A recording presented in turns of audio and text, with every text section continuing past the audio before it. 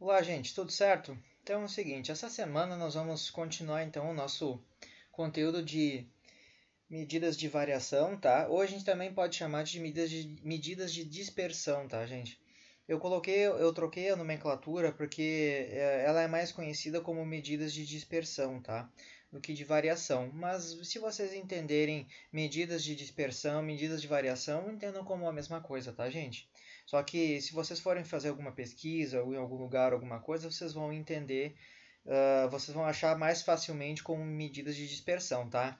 Isso inclui o desvio médio, variância, desvio padrão e esse coeficiente de variação que eu vou explicar para vocês essa semana, tá certo?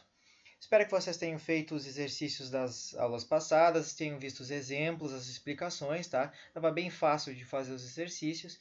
E agora, então, nós vamos ver então sobre o coeficiente de variação, tá? Então é o seguinte, até o momento a gente estava vendo então variância, desvio médio, desvio padrão, certo?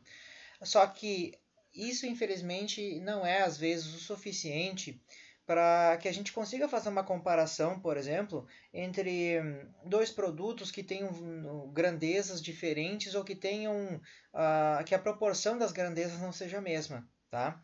Então, a primeira coisa que eu digo para vocês é o seguinte, né? O coeficiente de variação, então, ele indica a magnitude relativa do desvio padrão comparado com a média, tá? A média simples, tá? Do conjunto de valores, tá? Aqui estão as fórmulas, tá? Coeficiente de variação é igual ao desvio padrão dividido pela média.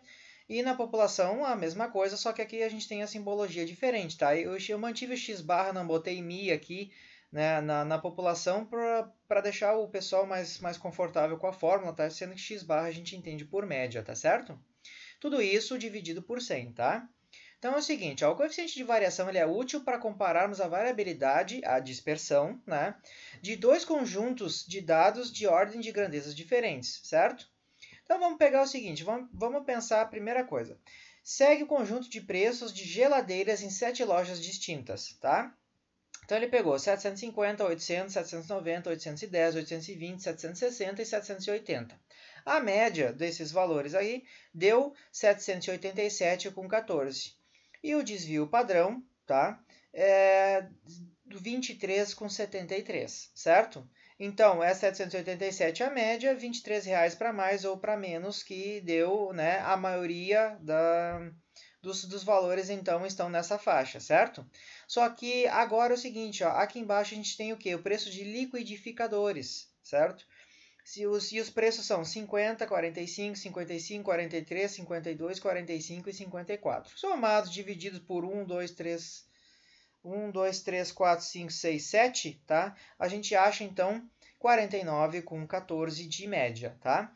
E o desvio padrão é R$ 4,45 para mais ou para menos dos 49,14, certo? O que acontece, gente? A gente, então, agora pode comparar e achar que o desvio da geladeira, né, e o desvio do liquidificador são comparáveis. Por exemplo, eu posso entender então que a geladeira está variando mais de preço do que o liquidificador? Bom, em princípio pode ser que sim.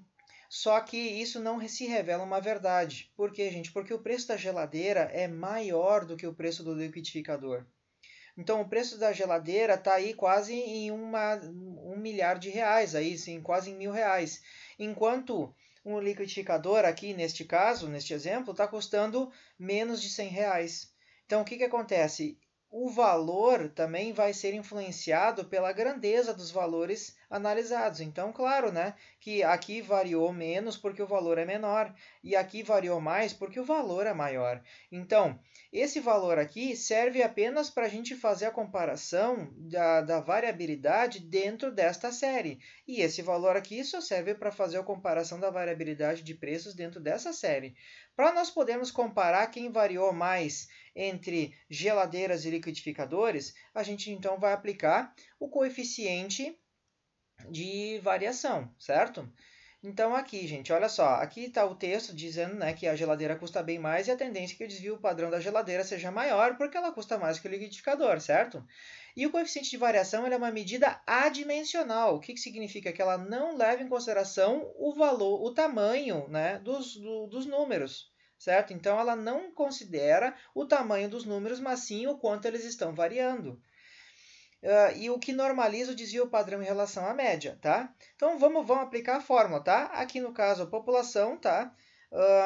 Tal, né, que o desvio padrão dividido pela média multiplicado por 100 e ó, a resposta a gente acha em percentual, tá, gente? Nunca esqueçam disso, por causa dessa multiplicação em 100 aqui, a gente acha uma resposta em percentual, tá certo? Então, qual dos dois produtos teriam a maior variabilidade?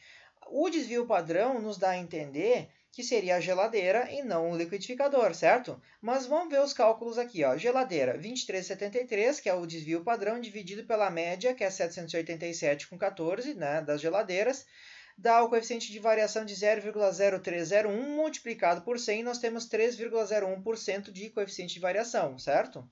Já nos liquidificadores, nós temos o coeficiente de variação de 4,45 de desvio padrão. Então, os liquidificadores, 4,45 de desvio padrão, dividido por 4,49 com 14, que é a média, tá? Dá 0,0906, multiplicado por 100, 9,06%. Agora, em percentual, nós podemos sim fazer a comparação. E aí a resposta foi justamente o inverso do que o desvio padrão estava nos levando a crer, que a geladeira está variando 3,3% em média os seus preços, enquanto o liquidificador está variando 9,8%, quase 10%. Certo? Então, dessa forma, a gente consegue fazer comparações entre séries de dados diferentes com desvios padrões diferentes e médias diferentes, e nós podemos trazer elas para um mesmo percentual para fazer um efeito comparativo de qual delas seria a que varia mais ou menos, certo? De acordo com o que a gente deseja saber. Então é isso, gente. Até semana que vem, então. Eu vou deixar, então, uma listinha de exercícios para vocês fazerem, tá? Referente a isso aí, eu acho que essa semana é bem fácil, bem tranquilo, tá? Só que vocês têm que ter bem reforçado o cálculo do desvio padrão, da variância, do desvio padrão, né? E da média para poder fazer o coeficiente de variação, tá certo? Qualquer dúvida que vocês tenham, entre em contato comigo via e-mail. E não esqueçam de colocar nome, turma, qual atividade e qual questão da atividade vocês têm dúvida, tá certo? Um abraço e até a próxima.